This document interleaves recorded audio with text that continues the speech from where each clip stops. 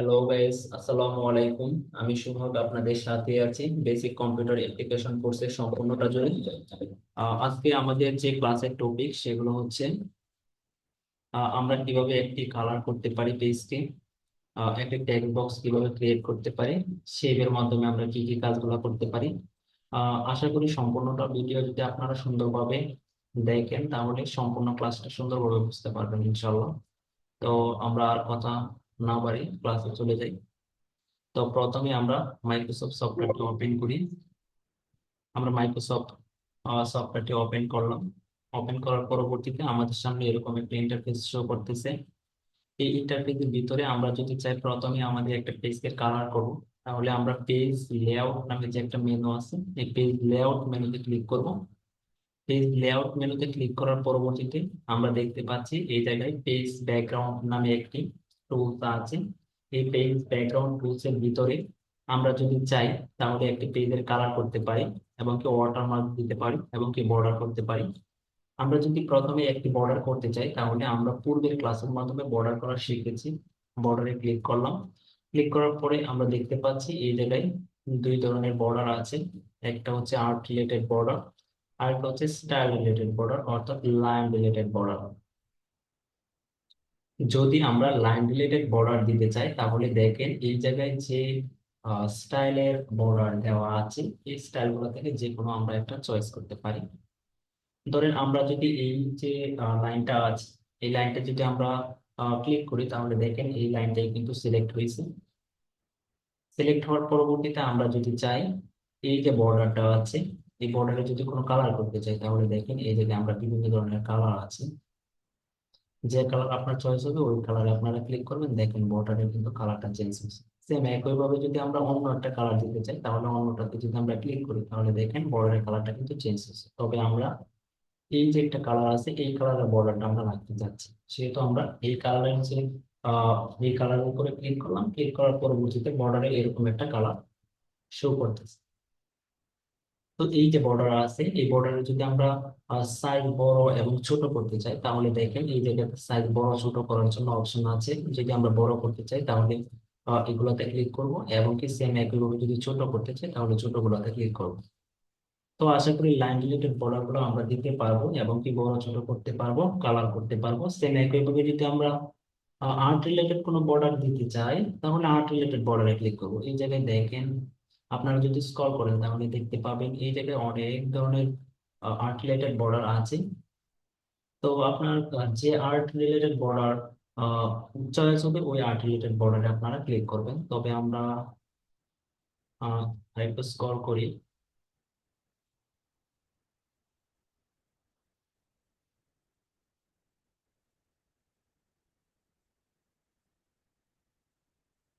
তবে এই যে একটা বর্ডার আছে আমরা চাচ্ছি এই বর্ডারটা দেওয়ার জন্য বর্ডার দিলাম। বর্ডার দেওয়ার পরবর্তীতে আমরা চাচ্ছি সাইজটাকে একটু ছোট করব, তাহলে আমরা এই জায়গা থেকে সাইজটা একটু ছোট করলাম। ছোট করার পরবর্তীতে আমরা দেখেন এই জায়গায় অপশন নামে কিন্তু একটা বাটন আছে। অপশনে যদি ক্লিক করি তাহলে দেখেন মেসর্স ফর্ম নামে একটি অপশন আছে। এই জায়গায় এসে এই যে একটা আইকন, এই আইকনে ক্লিক করার মাধ্যমে আমরা টেক্সটটা সিলেক্ট করে দেবো। টেক্সটটা সিলেক্ট করে দেওয়ার পরবর্তীতে ওকেতে ক্লিক করব, এবং কি সেম একইভাবে ওকেতে ক্লিক করলে দেখেন এটা কিন্তু বর্ডার হিসেবে শো করতেছে আমাদের পেজে। তাহলে আশা করি আমরা দুই রিলেটেড যে বর্ডার আছে, লাইন রিলেটেড বর্ডার এবং আর্ট রিলেটেড বর্ডার, দুটোটাই আমরা ইনপুট করতে পারবো। পরবর্তীতে দেখেন পেজ কালার নামে একটি অপশন আছে। যদি আমরা একটা পেজের কালার করতে চাই তাহলে আমরা কিভাবে পেজের কালারটা করব। তো পেজের কালার করার জন্য আমরা পেজ কালারে ক্লিক করব। দেখেন এই জায়গাতে বিভিন্ন ধরনের পেজ কালার আছে। ধরেন আমরা চাচ্ছি এই যে একটা কালার, এই কালারের পেজটা মানে পেজটাকে এই রিলেটেড কালার করার জন্য, তাহলে আমরা কি করলাম এই কালারের উপরে ক্লিক করলাম। দেখেন পেজটা কিন্তু এরকম ভাবে কালার হয়ে গেছে। তো আশা করি এই জায়গায় বিভিন্ন ধরনের কালার আছে, আপনারা যে কালার চয়েস হবে ওই কালারে আপনারা ক্লিক করবেন। আর দেখেন সাথে কিন্তু ওয়াটারমার্ক নামে একটা অপশন আছে, এটা আমরা বুঝি যে হোয়াটসঅ্যাপ। যদি আমরা এই ওয়াটারমার্কে ক্লিক করি তাহলে দেখেন এই জায়গায় বিভিন্ন ধরনের ডেমো ওয়াটারমার্ক শো করতেছে। তো এগুলো হচ্ছে ওয়াটারমার্কের স্টাইল। যদি আমরা এই রিলেটেড ওয়াটারমার্ক দিতে চাই তাহলে এটাতে ক্লিক করবো। সেম একইভাবে যদি আমার এটা ভালো লাগে তাহলে এটাতে ক্লিক করবো। তবে আমরা প্রথমটাতে ক্লিক করতে চাচ্ছি, আমি চাচ্ছি এই রিলেটেড একটা ওয়াটারমার্ক দেওয়ার জন্য। পূর্বেও এই কথাগুলো অর্থাৎ এই যে ক্লাসে এই বিষয়গুলো আলোচনা করা হয়েছে। তো আমরা কি করলাম, প্রথম যে ওয়াটারমার্কের একটি থিম দেওয়া আছে ওইটাতে ক্লিক করলাম। ক্লিক করার পরে দেখেন এই যে আমাদের পেজ, এই পেজের ভিতরে কিন্তু ওয়াটারমার্ক শো করতেছে। তো আমরা চাচ্ছি এই যে ট্যাক্স, এই ট্যাক্সটাকে চেঞ্জ করার জন্য।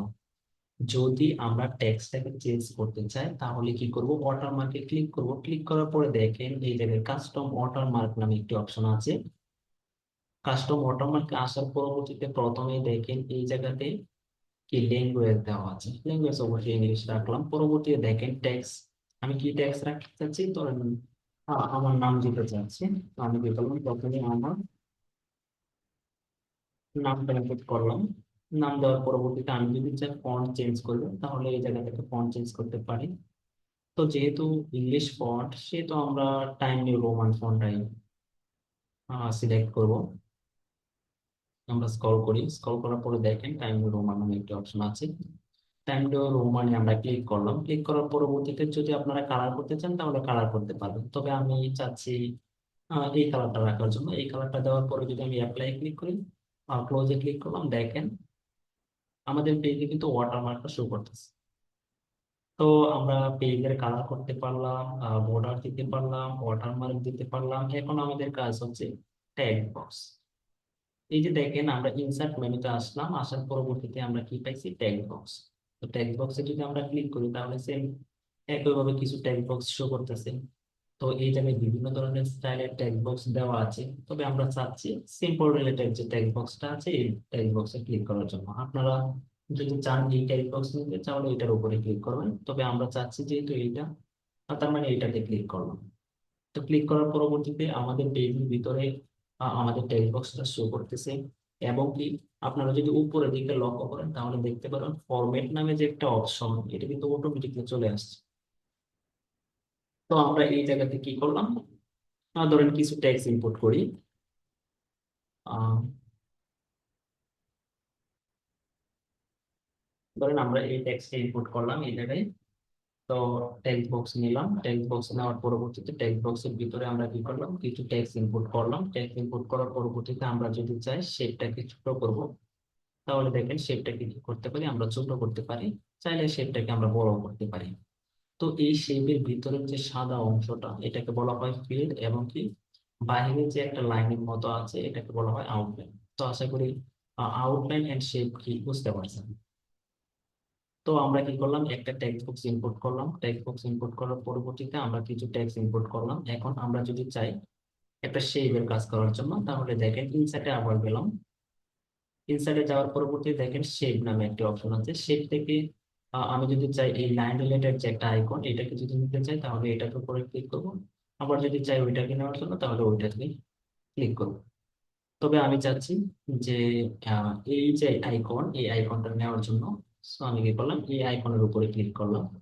ক্লিক করার পরবর্তীতে দেখেন এইভাবে যদি আমি নিচের দিকে টান দিই তাহলে দেখেন এদিকে কিন্তু এই রেখাটা শো করতেছে। তো কালারের জন্য সুন্দরভাবে বোঝা যাচ্ছে না, তো আমরা কালারটা চেঞ্জ করি, সাদা কালার দিই তাহলে সুন্দরভাবে বুঝতে পারবেন। তো আপনারা দেখেন, আপনারা একটা জিনিস লক্ষ্য করেন, দেখেন এই যে আমাদের লাইনটা, আমি আরেকটা লাইন নিতেছি। দেখবেন দুইটা লাইনের ভিতরে কোন লাইনটা পারফেক্ট। এটার উপরে ক্লিক করলাম, ক্লিক করার পরবর্তীতে আমরা কি করলাম, এইভাবে একটা লাইন নিলাম। লাইন নেওয়ার পরবর্তীতে আমরা এই জায়গায় ক্লিক করলাম, কালারটা চেঞ্জ করে দিলাম। তো আপনারা দুইটাতে চেক করেন, চেক করে দেখেন কোন লাইনটা সবচেয়ে ভালো হয়েছে। আশা করি এই লাইনটাই অবশ্যই ভালো হয়েছে, কেননা এই লাইনটা স্ট্রেট আছে একেতে, আর বেশিতে একটা সফটলি ভাব আছে। তো এই লাইনটা আমরা যদি চাই এই লাইনের উপরে ক্লিক করে এইভাবে যদি আমরা নিচের দিকে টান দেই তাহলে দেখতে পারবেন লাইন কিন্তু আসবে। আরেকটা হচ্ছে কিবোর্ডের শিফট বাটনে ক্লিক করার পরে যদি আমি এইভাবে টান দিই তাহলে দেখেন এই রিলেটেড একটা লাইন আসবে। তবে অবশ্যই আমরা কিবোর্ডের শিফটে ক্লিক করার পর এভাবে আমরা টান দেবো, এতে করে আমাদের লাইনটা কি স্ট্রেট হবে এবং কি সফট রিলেটেড হবে।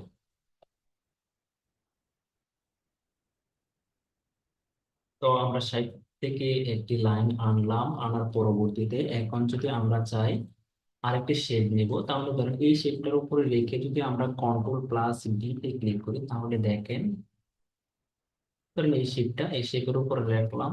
রাখার পরবর্তীতে কন্ট্রোল+ডি তে যদি আমরা ক্লিক করি, তাহলে কিন্তু এই যে আমাদের ট্যাগ বক্স, এই ট্যাগ বক্সের কিন্তু সেম একটা ডুপ্লিকেট হয়েছে।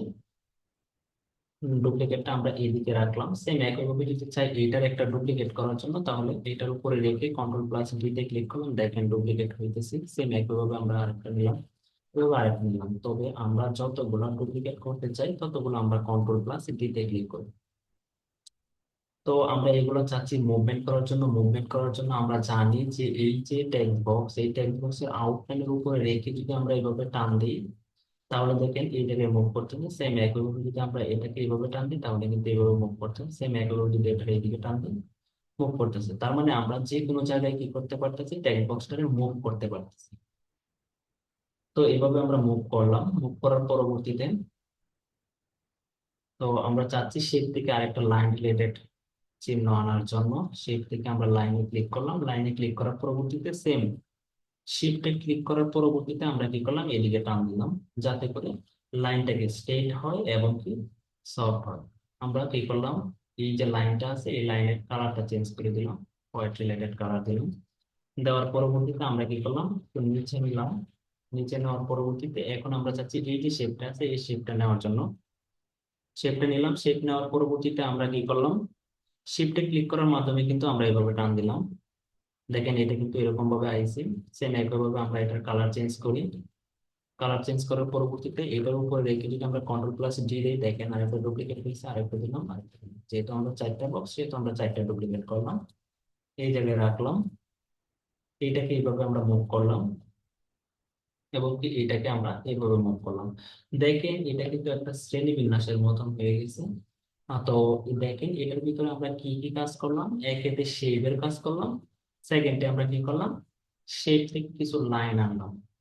তো টেক্সট বক্স কিভাবে আমরা ইনপুট করব এবং কি টেক্সট বক্সের ভিতরে কিভাবে আমরা টেক্সট ইনপুট করব এবং কি শেপ থেকে কিভাবে লাইন আনবো, আনার পরবর্তী কিভাবে একটি শ্রেণীবিন্যাস ক্রিয়েট করব, আশা করি আপনারা করতে পারবেন। এখন কথা হলো, আমরা চাচ্ছি এই যে শেপ, এই শেপের সমস্ত গুলাকে একটি গ্রুপিং করার জন্য। গ্রুপিং কেন করব, দেখেন এটাকে যদি আমি এভাবে মুভ করি, তার মানে কি এটা কি মুভ হয়ে যাচ্ছে। তার মানে আমরা চাচ্ছি এই যে টোটাল একটা শ্রেণীবিন্যাস, এই শ্রেণীবিন্যাস সমস্তটাকে একটি গ্রুপ করার জন্য। গ্রুপ করার জন্য আমরা কি করব, কন্ট্রোল+A তে যদি আমরা ক্লিক করি, বা আমরা এটাকে কি করলাম, সিলেক্ট করলাম। সিলেক্ট করার পরবর্তীতে কন্ট্রোলের চাপ দিয়ে যদি আমরা এটাতে ক্লিক করি, দেখেন এটা সিলেক্ট। সেম একইভাবে সমস্ত গুলাকে আমরা কি করবো, প্রথমে সিলেক্ট করব।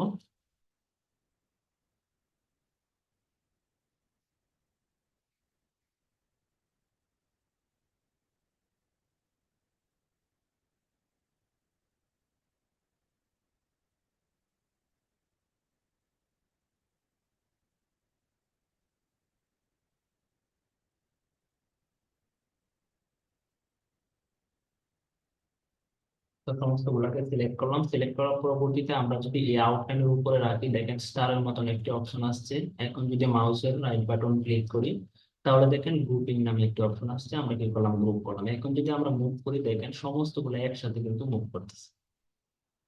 এখন যদি আমরা চাই এটাকে ছোট করব, তাহলে দেখেন ছোট করতে পারতেছি, এবং কি যদি চাই বড় করি, তাহলে বড় করতে পারতেছি। এখন যদি আমরা এটার উপরে ক্লিক করি, তাহলে দেখেন ফরম্যাট নামে কিন্তু যে একটা মেনু, এটা কিন্তু অটোমেটিকলি ওপেন হয়ে গেছে। তো ফরম্যাটে আসার পরবর্তীতে এই যে দেখেন ফিল্ড, ফিল্ড কি বলছিলাম, যে এই যে ট্যাগ বক্সের যে সাদা অংশটা আছে, এটা হচ্ছে কি, এই যে শেপ বক্স, এটা কি ফিল্ড বলা হয়। অর্থাৎ এই যে টেক্সট বক্স আছে, এই টেক্সট বক্সের ভিতরের যে সাদা অংশটা, এটাকে বলা হয় ফিল্ড। এবং কি এই যে দেখেন বাইরের যে একটি লাইন আছে, ওইটাকে বলা হয় আউটলাইন। তো আমরা যদি ফিল্ডের কোনো কালার চেঞ্জ করতে চাই, তাহলে এই জায়গা থেকে আমরা ফিল্ডের কালার চেঞ্জ করব। আমরা যদি আউটলাইনের কোনো কালার চেঞ্জ করতে চাই, এই জায়গা থেকে করবো আউটলাইনের কালার চেঞ্জ করব।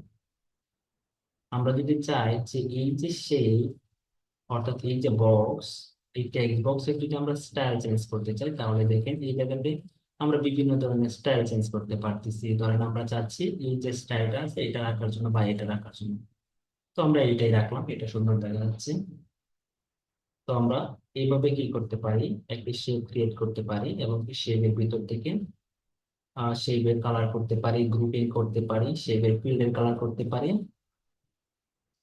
শেপের ফিল্ডের কালার করতে পারি, আউটলাইনের কালার করতে পারি, এবং কি যদি আমরা চাই স্টাইল করব তাহলে স্টাইলে করতে পারতেছি। যদি আমরা চাই শ্যাডো রিলেটেড কোনো কালার করব তাহলে শ্যাডো রিলেটেড কোনো কালার করতে পারি বা ডিজাইন করতে পারি। সেম একইভাবে যদি আমরা চাই 3D রিলেটেড কোনো কালার করব তাহলে 3D রিলেটেডও কালার করতে পারি। তো আশা করি এই সমস্ত কিছু বিষয়গুলো ক্লিয়ার আপনাদের। তাহলে শেপ থেকে কি কাজ করা হয় এবং কি টেক্সট বক্স কিভাবে ক্রিয়েট করা হয় আশা করি বুঝতে পারছেন। তো শেপ, আমরা শেপের আরেকটা কাজ দেখি। শেপ থেকে আসলাম, শেপে আসার পরবর্তীতে ধরেন আমরা একটা পতাকা ক্রিয়েট করব। পতাকা ক্রিয়েট করার জন্য দেখেন পতাকা রিলেটেড কিন্তু এই জায়গায় চিহ্ন আছে। তো এই চিহ্নটা ক্লিক করলাম, ক্লিক করার পরে এই জায়গায় রাখলাম, রাখার পরে দেখেন এটা কিন্তু পতাকার মতন একটি শেপ আসছে। এখন আমরা কি করলাম, ফিল্ডে এসে ফিল্ডের কালার চেঞ্জ করে দিলাম। ফিল্ড বলতে আমরা জানি এটার ভিতরে অংশটাকে ফিল্ড বলা হয়। যেহেতু পতাকা, পতাকার তো সাধারণত কোনো আউটলাইন থাকে না, সেহেতু আমরা কি করলাম, আউটলাইনটা কি করে দিলাম, নো আউটলাইন করে দিলাম। সেম একইভাবে ধরেন আরেকটা শেপ নিলাম, এই যে বৃত্ত, এই বৃত্তর যে শেপটা আছে এটা এনে আমরা এই জায়গায় রাখলাম। রাখার পরবর্তীতে আমরা এটা কি করলাম, শেপের একটা কালার করলাম। আউটলাইন, আউটলাইন প্রয়োজন মনে করতেছি না, সো আমরা কি করলাম, নো আউটলাইন করে দিলাম। এখন যদি আমরা এটাকে ছোট করি তাহলে দেখেন ছোট করতে পারতেছি।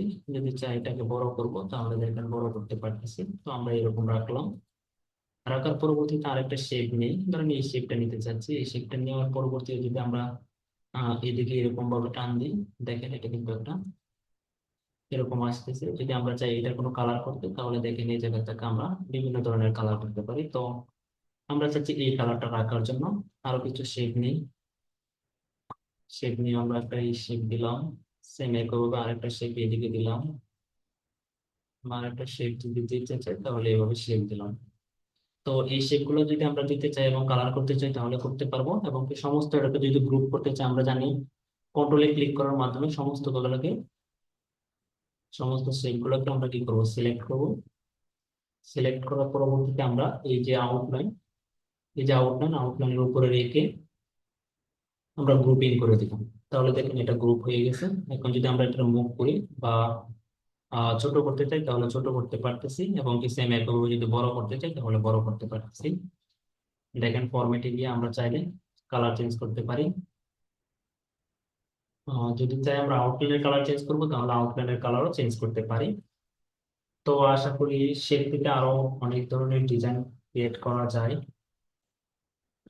তো আপনারা যে ডিজাইন ক্রিয়েট করতে চান ওই ডিজাইন ক্রিয়েট করতে পারবেন, এবং কি টেক্সট বক্স কিভাবে ক্রিয়েট করতে হয় সেটিও করতে পারবেন, কিভাবে আউটলাইন ক্রিয়েট করতে হয় তাও পারবেন। এবং কি পেজের একটা কালারও করতে পারবেন, গ্রুপিং করতে পারবেন, এবং কি ফরম্যাটে গিয়ে কালার চেঞ্জ করতে পারবেন, স্টাইল চেঞ্জ করতে পারবেন, আউটলাইনের কালার দিতে পারবেন, শ্যাডো রিলেটেড কালার দিতে পারবেন, 3D ইফেক্ট দিতে পারবেন। তো আজকের যে ক্লাস, সেই ক্লাস অনুযায়ী আশা করি সকলেই পেজের কালার করতে পারবেন। Text box, text box create করতে পারবেন, এবং কি টেক্সট বক্সের ভিতরে টেক্সট ইনপুট করতে পারবেন, গ্রুপিং করতে পারবেন। শেপ, শেপ থেকে আপনারা বিভিন্ন ধরনের লাইন নিয়ে কিভাবে কাজ করতে হয় সেটা আপনারা অবশ্যই বুঝতে পারছেন। এবং কি আপনারা যদি পতাকা রিলেটেড কোনো ধরনের ডিজাইন করতে চান বা অন্য ধরনের কোনো ডিজাইন করতে চান তাহলে আশা করি ডিজাইন গুলা করতে পারবেন। তো আপনারা এই কাজগুলো অবশ্যই বাসায় প্র্যাকটিস করবেন। যদি ক্লাসের ভিতরে বা ক্লাসের কোনো মানে কথা যদি না বুঝে থাকেন তাহলে অবশ্যই আমাদের যে মেসেঞ্জার একটা সাপোর্ট গ্রুপ আছে ওই গ্রুপে অবশ্যই নক করবেন। আমরা চেষ্টা করব আপনাকে দ্রুত সময়ের ভিতরে একটি সমাধান দেওয়ার জন্য। তো আজকে এই পর্যন্তই, সকলে ভালো থাকবেন, ধন্যবাদ, আসসালামু আলাইকুম।